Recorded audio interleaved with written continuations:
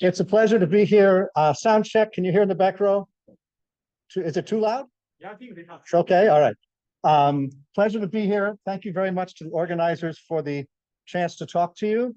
My outline's right there, simple. I'm going to talk about a little bit about the context, a little bit about the need, talk about what I see as the two sort of primary challenges to climate meaningful bioenergy, land and cost, and then briefly talk about a startup I'm involved with.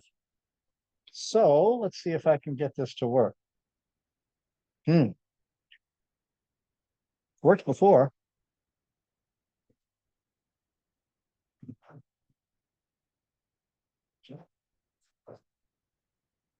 Just has to come.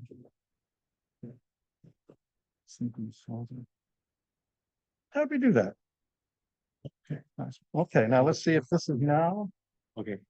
Beautiful. Okay, so first a bit about context.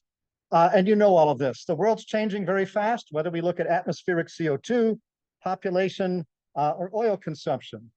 What got us to this point was a series of technological revolutions, Neolithic, industrial, information. And there are a lot of indications, and that's why we're here today, that at this point in history, human history, we need a sustainability revolution. And consistent with some of the comments that Dan made, we need to not only shift to reliance on sustainable resources and processes, but we need to deal with and not exacerbate and hopefully improve the fact that most of the people in our rich world are still poor. And there's actually a lot that I believe bioenergy can deliver on that front. I'm going to focus mostly on the land and the cost issues today. Can't talk about everything. And so biomass has a very large role in low carbon energy scenarios. 45% of the primary energy from renewables in the median of 177 net zero scenarios compiled not that long ago. Roughly 18% of primary energy and greater than 100 exajoules, often 150 in modern bioenergy, increasing by fourfold over the present variety of scenarios. In the net zero America, biomass consistently met whatever resource limit they set when they did their economic optimization. A few years ago in the IPCC special report on 1.5 degrees, 26% of primary energy. And in that particular study, more primary energy in 2050 than wind and solar combined. Wind and solar had a much better decade in the last 10 years than bioenergy, and the projections for wind and solar have gone up and bioenergy down somewhat in response to that, but still a big factor. Now, Dan mentioned acknowledging failures. Well, biofuels fell far short of expectations. Let's just sort of get on the same planet here. And these are information I compiled some years back, but relative to the target of the renewable fuel standard, cellulosic ethanol, which was the original primary target of the cellulosic part of that, fell short of the renewable fuel standard by 3 orders of magnitude. That's a logarithmic scale. Also, in the same decade that wind and solar vastly outperformed expectations, bioenergy fell far short. There's some reasons for that. I've written papers on this. The technological readiness was vastly overestimated. That led to premature scale up and some investment and policy dysfunctions.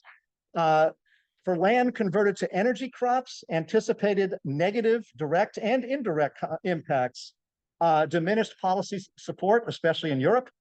And also for harvesting crop residues, the notion that if we left those residues in the field, we would get more ecosystem services, more soil carbon, more fertility.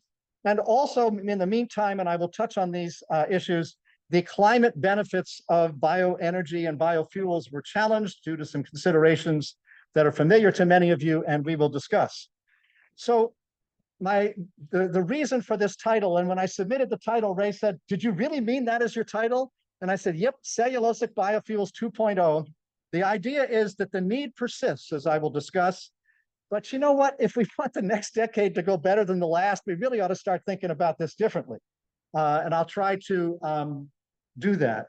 So in my view, climate is the main reason that bioenergy has a large role in low carbon energy scenarios. Were it not for climate, and frankly, were it not for carbon dioxide removal, I think bioenergy would play a much smaller role in these scenarios. So if we look at the carbon cycle, lots of interesting things here that will be familiar to many of you, but we can take some of that photosynthate and we can produce bioenergy or biofuels, and we can displace the carbon emissions that otherwise could have come from fossil fuels. I will also be talking about the idea of capturing the emissions, CO2 removal, sometimes called negative emissions. So bioenergy can play twice in this space. And in principle, if you start off with carbon that comes from the atmosphere and you fix it with present day rather than geologic time photosynthesis, in principle, you have a starting point for a sustainable cycle with zero net carbon. Lots of things can make that more complicated, but you have at least a starting point for that. And so I want to briefly go through this. This could be a longer talk, but there were three basic challenges to the climate change mitigation logic of biofuels that were offered: indirect land use change, carbon debt, and opportunity cost. All of those things can happen. None of those things have to happen. And just to elaborate on the third one, you can see the Field et al. Paper in PNAS that I think address these. And frankly, most of these, to my knowledge, have not been brought up since that paper. But for example, on the opportunity cost, the idea that if we just let natural vegetation grow, we will get as much benefit as if we use that same acre of land for bioenergy.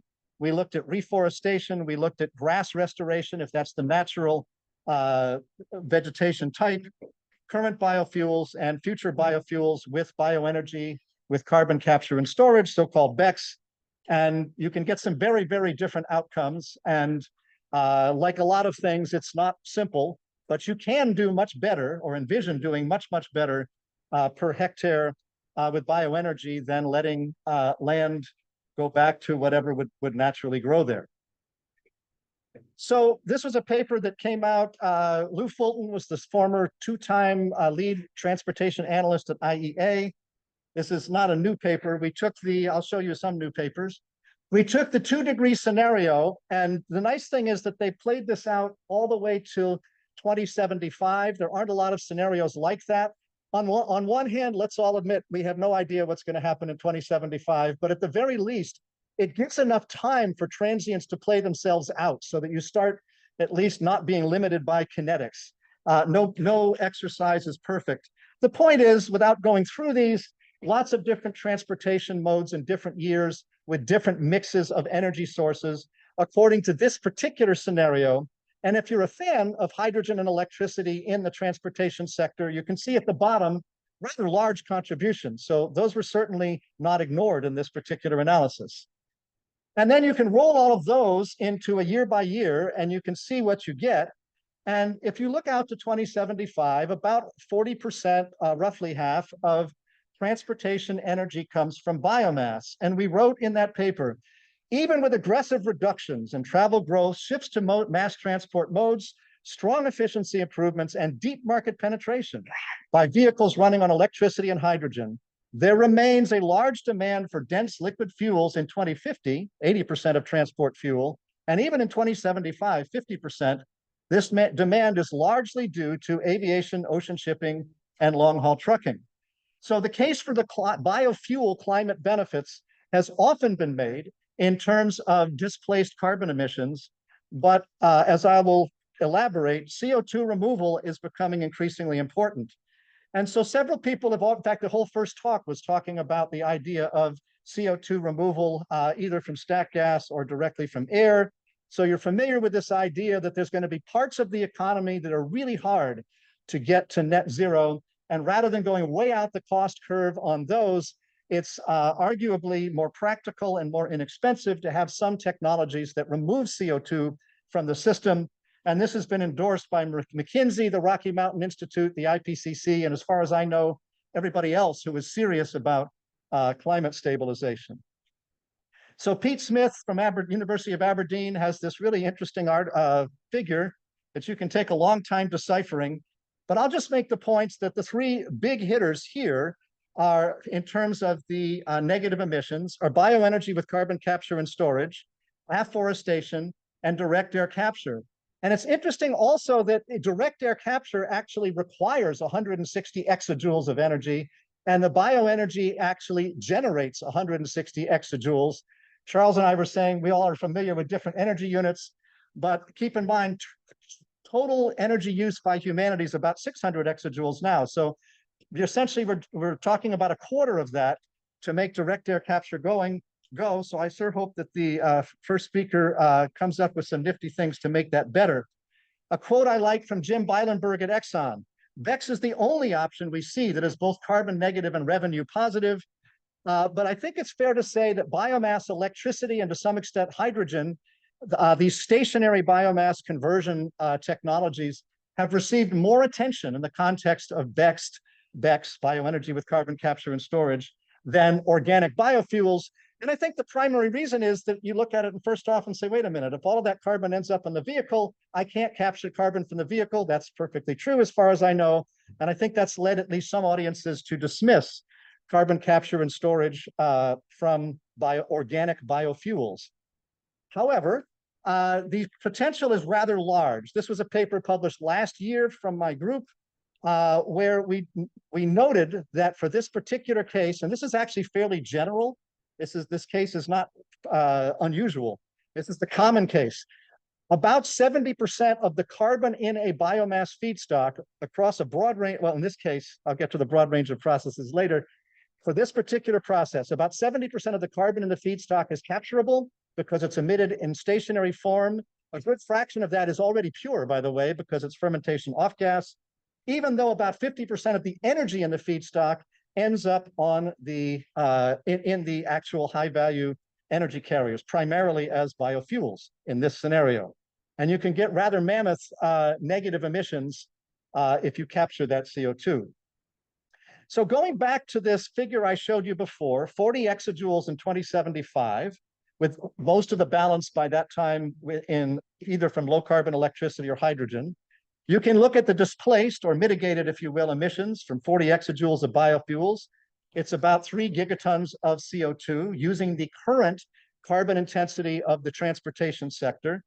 And that amounts to about, say, 10% or so of the needed 30 gigatons or of emissions we need to mitigate in this particular scenario, which is fairly representative.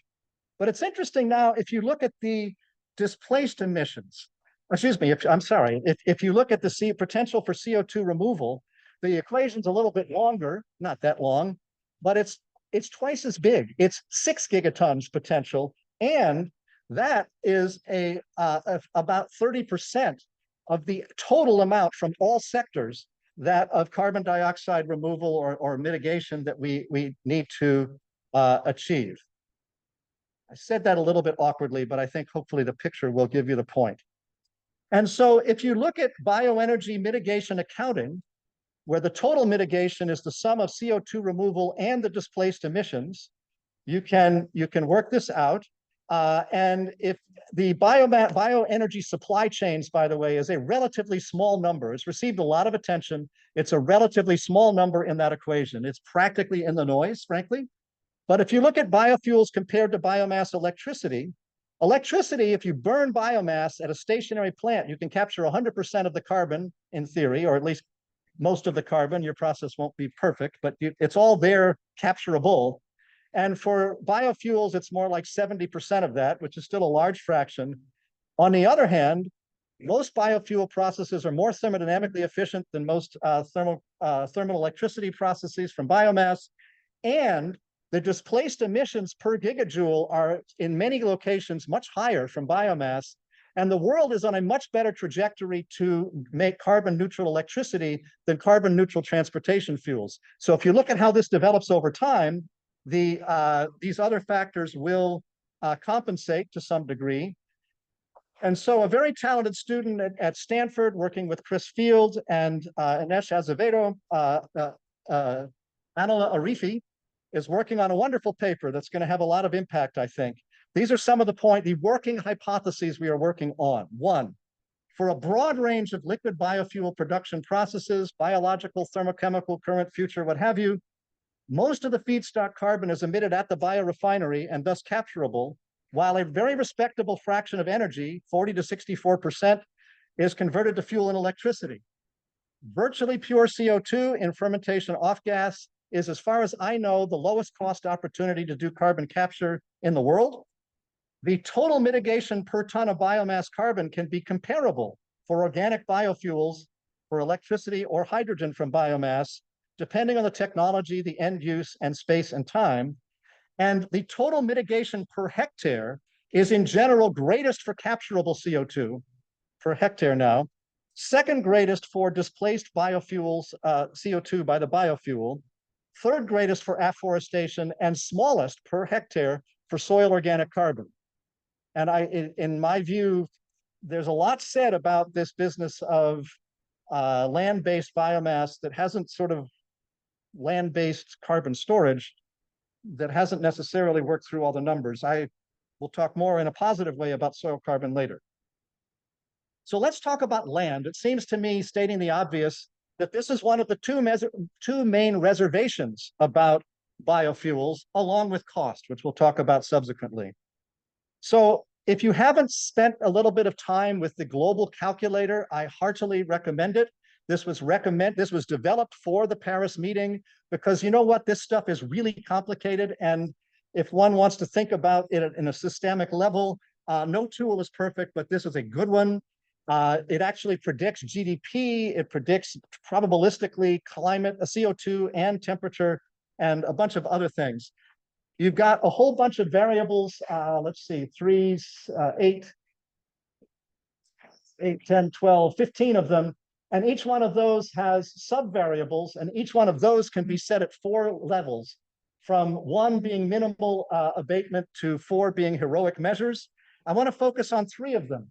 I want to focus on diet, and the 3 levers in diet are the ones listed. I want to focus on renewable energy, which they defined as wind, solar, hydro, geothermal, marine storage, and demand shifting. And I want to focus on land use, and you can read what that involves. Although diet and land use could easily be defined in ways that overlapped, they went to great pains to define them so that they did not. One could quibble with that. But ask yourself for a minute, which of these has the largest climate impact? And one way to test that, and you can repeat this yourself in 15 minutes, is go through putting all of the levers under diet at 1 and all the levers at diet under 4 and see where you end up climate-wise. Go put all the levers for renewable energy at 1, then put them at 4 and see where you end up. And all the levers for land use at 1 and 4 and see where you end up. So here's the answer. Basically, diet has the biggest impact, land use the second biggest, and renewable energy the third biggest. I go to lots and lots of meetings about climate. Typically, they are 100% about energy, renewable and otherwise. They very seldom talk about land. Land is a big deal in terms of climate. Just a few comments. So the climate impact of land use and dietary choices, let's just call it comparable, but it's big to the impact of renewable energy choices. We simply have to learn to manage land better if we're going to stabilize climate. There's no choice. That's true with biofuels. It's true without biofuels. Nearly all biofuel analyses, and in particular, the entire concept of indirect land use change, is based on the idea that we will continue to make land use decisions as if climate doesn't matter. In other words, we're asking, can bioenergy contribute to the climate solutions, but without us trying, okay? And then finally, and maybe the most important point, humanity has come a long, long way when it comes to water and air and climate. And thinking about these as resources that the individual entity, organization, or individual can't do what they want with, we have a collective responsibility. We are nowhere close to that in thinking about land. We have to make that transition. So the IPCC, Felix Kreutzig led this paper some years back. Tremendous variation in the size of the resource for bioenergy. But to summarize, high agreement of 100 exajoule potential, medium agreement of 200 exajoules, and indeed, most of the forecasts for use of bioenergy are somewhere in that 100 to 200 exajoule. Again, that's 1/6 to 1/3 of total primary energy. Keep in mind, current global aviation, one of the things we may particularly need bioenergy and biofuels for, is about 15 exajoules, and current global biofuels is about 4. Okay, so just to put that in perspective, it matters a whole lot what you grow. If you want to get a big land requirement, you can assume a low productivity, and the math is not complicated. If you want a smaller energy requirement, you can assume a higher productivity. And people are often a bit, depending on what point they want to make, are a bit selective about that. You know, I was once at a workshop where someone framed a whole modeling analysis by the preposition that land is either used for nature or it's managed for food production. And actually, that's really not true. Here is a cumulative figure. I got to publish this sometime. I haven't yet. Here is a cumulative figure of the 5 billion hectares that humanity uses of land. That this is land occupied for food production. Let's be clear. This is not forestry. This is not land set aside for wildlife habitat and whatnot. So about a little over 3 billion of those hectares is classified as pasture land. We get a little bit less than 3% of our dietary calories, and about 1.3% of, excuse me, I said that wrong. We get a little less than 3% of dietary protein, and we get about 1.3% of dietary calories from that huge amount of land. It's in the noise. And we actually get 86% of our food and feed production from less than 1 billion hectares. And so there is a lot of land out there that we could do something with that we are already occupying. And according to the FAO, a lot of that is pretty good land. It's also the case that the pasture intensification there is great potential to increase the amount of output per hectare for pasture.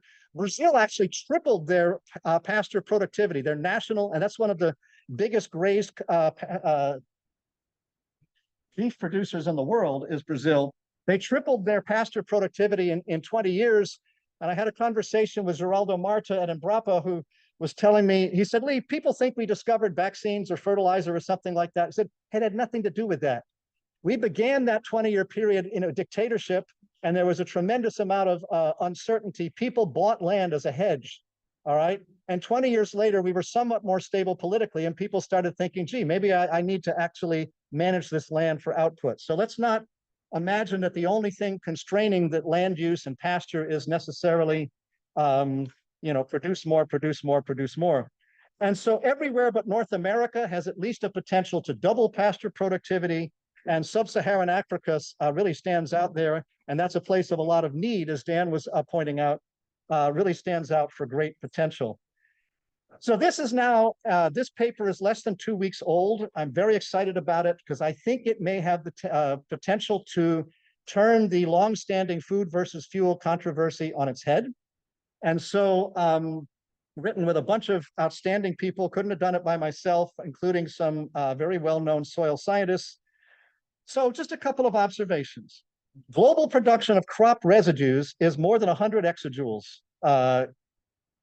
And 3/4 of this is from 4 crops: corn, wheat, rice, and sugarcane, which by and large, the vast majority of those are grown with highly mechanized modern agriculture.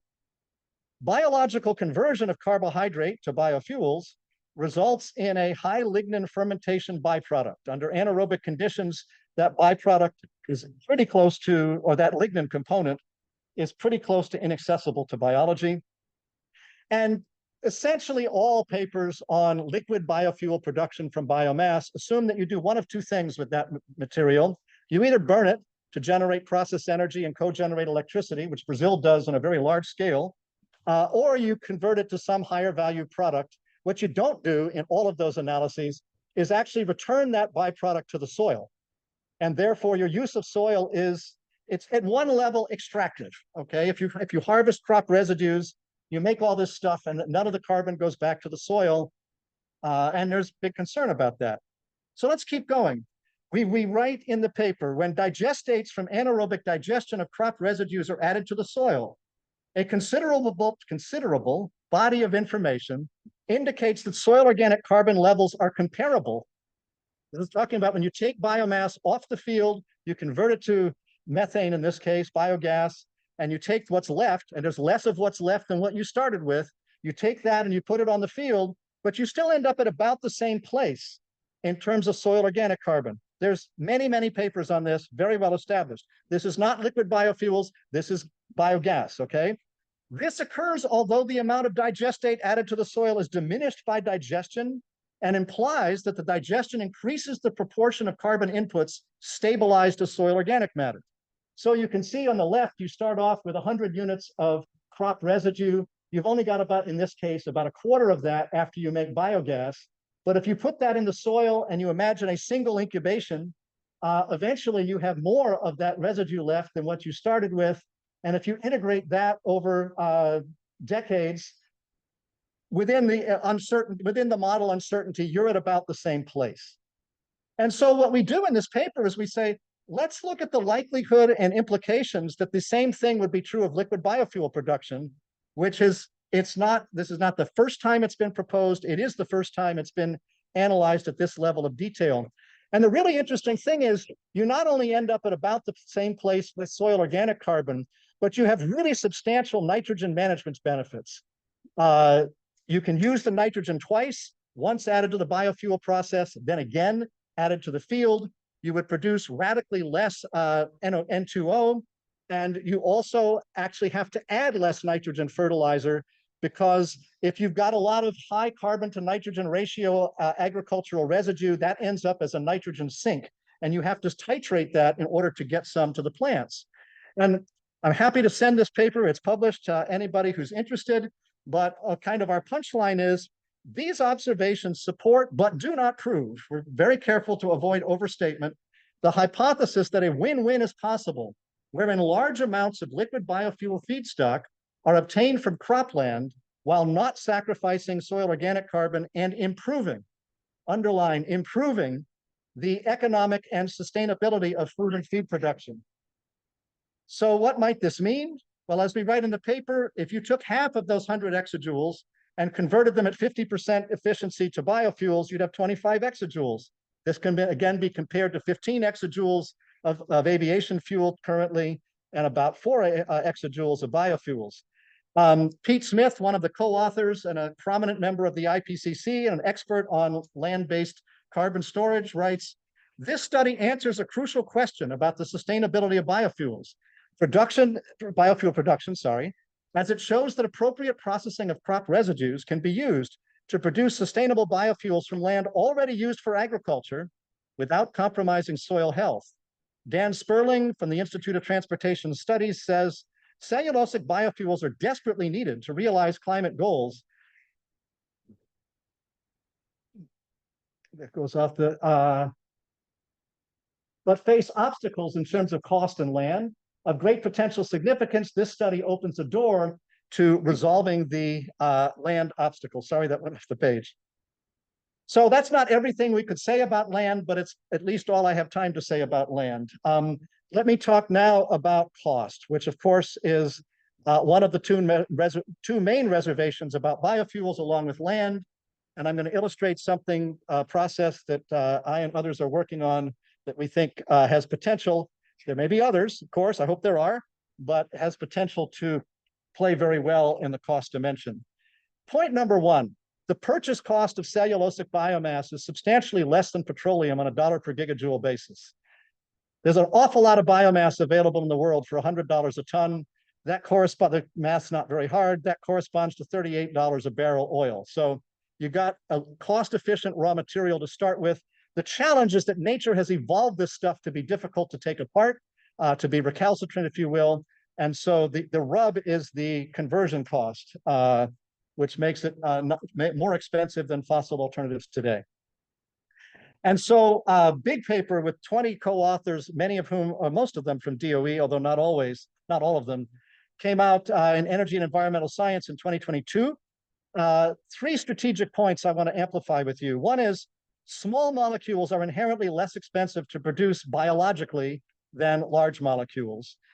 Catalytic conversion of low molecular weight intermediates, notably ethanol, to hydrocarbon fuels is a promising approach to bridge the gap between the fuel molecules that are most readily produced by biology and the fuel molecules that the world most needs from biomass.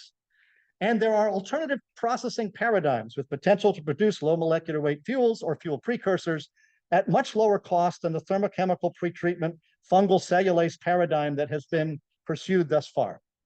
So we looked at, did a meta-analysis of studies in the literature, looked at a big variety of products that can be made biologically. We found that only 7 of those are more reduced than glucose and at least have one of the, and produced anaerobically. Those are pretty much requirements to be a useful biofuel, and have at least one of the following desired features, basically high yield, high concentration, and it's really handy from a separation point of view if your product boils at a temperature less than water. And all of these products have less than 4 carbons. So basically, we're an awful lot closer to generating fuel molecules that are little than fuel molecules that are big. And these are inherently less expensive to produce, and in our view, always will be, for reasons we go into in the paper. Well, it turns out only one product has all of those features today. We can keep working on it, and ethanol may not be the ultimate for all purposes. Actually, it's not today for that.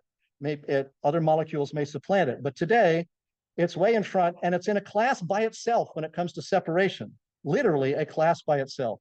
So we wrote, ethanol occupies a singular space in the biological product landscape. It's the lowest cost liquid fuel or fuel intermediate produced biologically today, and in our view is likely to remain so. Well, as there's a tremendous amount of energy and effort right now going in converting ethanol, specifically into jet fuel, and lots happening there commercially. And again, Jim Beilenberg, great source of quotes from me, I guess. For sustainable aviation fuels from lignocellulose, biological production of ethanol, followed by upgrading to hydrocarbons, is among the most promising routes, and low-cost scalable cellulosic ethanol is the key missing piece.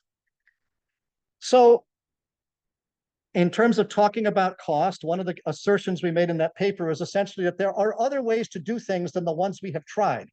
Go back to my original statement. We need to be trying some new things given how things have worked out lately.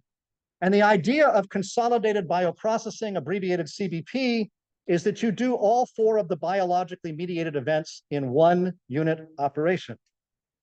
So this can be, it doesn't look that different in terms of boxes compared to the conventional paradigm, but the 2 things that make the conventional paradigm expensive are not features of consolidated bioprocessing.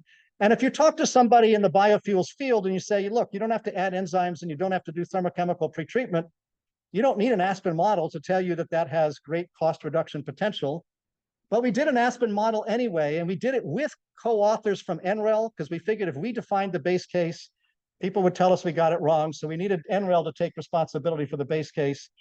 And so we're looking here at the payback time, which is one of my favorite measures of economic merit. It's just simply the capital cost divided by the annual revenue. It's pretty hard to mess up and to manipulate. That's not so true of some other measures. But anyway, we looked at payback period as a function of scale. The red curve is the conventional curve defined by NREL. The blue curve is consolidated bioprocessing. The C stands for co-treatment. Don't have time to get into that. But it's pretty obvious these differ, and in particular, the consolidated bioprocessing has 8-fold shorter payback period and economic feasibility at 10-fold smaller scale, which has all kinds of advantages. It does also, I want to acknowledge, require development to realize assumed performance. So just a little bit briefly, I think 3 slides, and then we'll wrap up. On TerraGea, it's a new startup. I'm actually going forward, and I expect this to stay this way. I'm 80% for TerraGea as a CTO and 20% academic. So we were incorporated in October of 2022. We have a joint development agreement with a major biofuel producer. We are trying, as shown in this statement down here in blue that I'm not going to read, we are devoted to advancing and deploying consolidated bioprocessing. We have $6 million in seed funding, including from the engine, which has been mentioned before this morning, IP agreements with the labs, the academic labs I supervise at both Dartmouth and University of Campinas in Brazil. We are looking to learn from lessons of cellulosic biofuels 1.0. Many of us were involved in cellulosic biofuels 1.0, and we don't have any conversations where we go, we don't want to do that again. I could elaborate on those if we had more time. And so this is that same paper by Matt Kubis and I came out a year ago. The figure is anyway. But briefly, why does CBP have such lower costs? Well, one of them is process consolidation, fewer steps. Another one is just plain better biology. there's abundant evidence now that the biocatalysts that the world tried to commercialize cellulosic biofuels on are nowhere near nature's best. And really interestingly, we went about 3 decades and didn't ask that question systematically, which is mind-boggling. We avoid thermochemical pretreatment, which is anyone in the field will tell you that that's a real operational and cost problem and energy issue. I'll also acknowledge we are early stage, and we're trying to be very upfront with our investors about where we are and where we aren't. There was a lot of hyperbole in this field. But what's shown here is that in this particular paper, as we consider process modifications that increase greenhouse gas negative, by the way, in all cases, these increase CO2 removal. That's the blue curve. We roughly triple CO2 removal. And the red dots, which are the minimum ethanol selling price, assuming an investment return. The red line, the horizontal line, is the average price of gasoline recently. And so we actually can project in the long term, being cost competitive with current fossil fuel prices, and that's something not claimed often. I do want to emphasize, though, cellulosic biofuels have often had a siren song of long-term stories, and the real issue that has often made us stumble is actually getting something started that could make business sense in the near term. And so here's a pro forma for corn stover at 3 very modest scales. Keep this, the largest scale on here is 1/10 the scale of a modern ethanol plant. So we have very good projected investment returns, 37% IRR, 2-year payback at 10 million gallons a year, and CapEx much smaller, in some cases an order of magnitude smaller than the non-profitable demonstration plants built over the last decade, one of which has been shut down. And these projections are based on near-term, much less than ultimate performance. So I had fun putting this last slide together. As Mark Twain said, it ain't what you don't know that gets you in trouble. It's what you know for sure that just ain't so. And I've made up a whole list of things on the left. I'm not going to read them all. I made up a whole list of things on the left of really commonly said things about biofuels, every one of which may be circumstantially true, but doesn't have to be true. They're not sort of preemptive. I'm just going to highlight a few of those in bold. So we can do without biofuels. Well, there's a really large role on the order of 20% of primary energy supply in low carbon energy scenarios for biomass. Fermentation is the lowest cost CO2 removal option bar none, because it's pure CO2. And about half of transportation energy is difficult to electrify. You hear a lot about energy balances. Please note, today, right now, in Brazil, the energy input into ethanol production from 3 different feedstocks, from bagasse, from corn ethanol, and from sugarcane juice, there's essentially no fossil fuel carbon that goes into any of those 3 today. And yet you still hear arguments about energy balance. For Christ's sake, this is not projected. This is happening right now. The notion that you inevitably compete with food production. As I indicated, we are excited that we see strong potential for cellulosic biofuels to benefit food and feed production. Just imagine if that became accepted and widespread in Europe in particular, would be a different world. Ethanol is passé, many will say. That's partly because many people don't have anything more to add to it, so they look to do something new. But the lowest cost biologically derived fuel molecule today, and we think likely always, and it's a very promising intermediate for these high molecular weight fuels, as I've mentioned. And finally, the notion that the business case is not particularly promising. Well, Terra-G and our investors and partners are working real hard to show that otherwise. Love to have any questions we have time for. Thank you.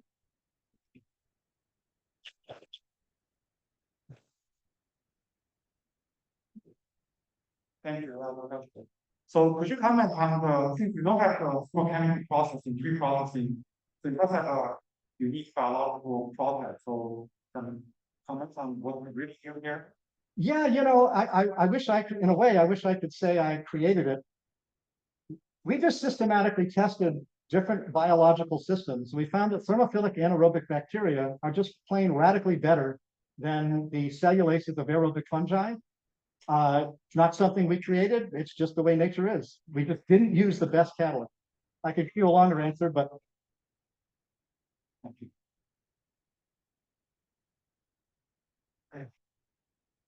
In previous statement, start looking at it. Organic numbers is your 20% on your planning or we left all of that happens, all of the hectares of land that are substitutes for small food outlets. I wonder if you could comment on that going forward, given that whatever we do biomass, there's this emerging ecological consensus, not an energy consensus, that we're going to have to save or forgive or give back roughly a third of terrestrial land to nature in the long run. And I wonder if you could give your opinion of that comment I just made in the light of that draft, where I see huge potential, but it does require something that people in the agricultural are like, that is new agriculturalists generally like to take the best available land, get the best return on the first product, say it works, as opposed to saying we need to fit ourselves into a nature. Yeah, great question. So let's see.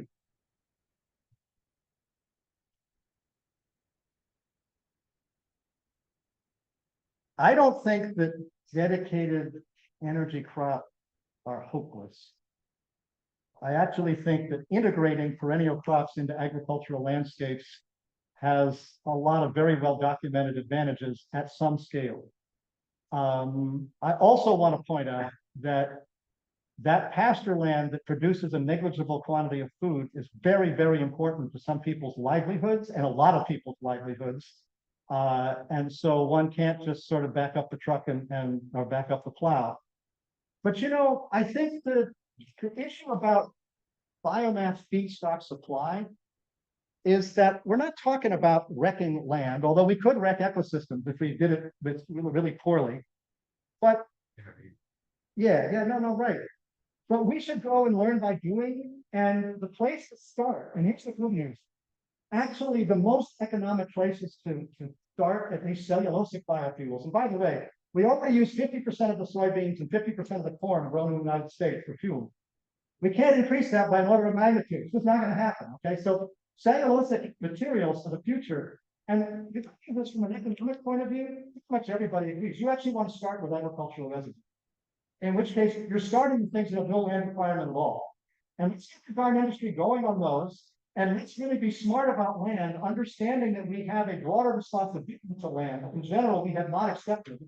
And you know what? If bioenergy from if it ended up being entirely limited to agricultural residues, given by the way that when food production increased by 50% and maybe cane production even more than that, there's going to be more of those residues. We're still talking about, according to the 2-degree scenario, we need about 50 exajoules of biofuels. That's not a crazy number to try to get mostly from residue. So we have a path to get started that avoids the biggest compromises, and it's the economically favored path.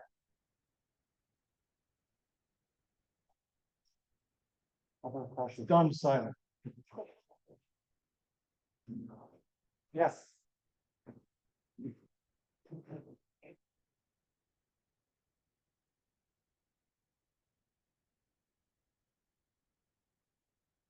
Thank you, Paul. All part of the situation where a functional byproduct for soap in this case, if there is a hypothetical alternative process, it leads to a very large price increase for that byproduct, making a project at some point economically infeasible. You actually would have to refer violence in the future. And that pushed up the price of very high, factors 4, 5, 6. How would you think about that? Well, you're absolutely right that if anything goes to make full rate, that makes a change, like major fund revenue. But if you have a low price revenue, because all of a sudden somebody's raw material, or for that matter, a commodity crop that depends on raw material, price will go up. It's possible to overshoot, of course, but presumably in time, these things will balance. But keep in mind, by the way, that many of the poorest people in the world, in fact, first of all, a majority of the poorest people in the world are rural poor, not urban poor. And there's an awful lot of economic development that needs to happen in rural communities. And if we just add all that land to all that value, corn stover, or wheat straw, or rice straw, for example, yeah, on the one hand, some company might build too many plants that they had to shut down because they couldn't keep a place for it correctly. But think of all the added value we're bringing to rural landscape. And so I would argue there's more opportunity there than danger, but obviously the dynamics have the potential to, lead people behind. Thank you.